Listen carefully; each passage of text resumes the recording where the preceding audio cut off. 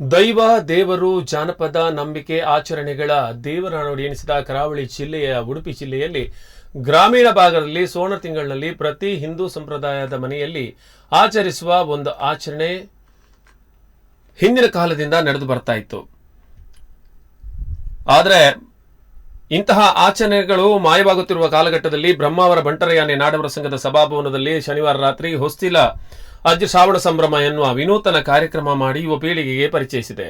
ಮನೆಯ ಹೆಬ್ಬಾಗಿಲಿನ ಹೊಸ್ತಿಲಿನ ಲಕ್ಷ್ಮೀದೇವಿಯ ಸ್ಥಾನ ಇದೆ ಎನ್ನುವ ನಂಬಿಕೆ. ಪ್ರತಿದಿನ ಹೊಸ್ತಿಲಿನಲ್ಲಿ ಗೃಹಿಣಿಯರು ಹೂವು ಕುಂಕುಮದಿಂದ ಸಿಂಗರಿಸಿ ಪೂಜೆ ಮಾಡಿ ದೇವರ ಸಾನ್ನಿಧ್ಯವನ್ನು ಕಂಡುಕೊಳ್ಳುತ್ತಾರೆ. ಈ ಬಗ್ಗೆ ಒಂದಷ್ಟು ಮಾಹಿತಿಯನ್ನು ಯುವ ಜನತೆಗೆ ನೀಡಲಾಯಿತು.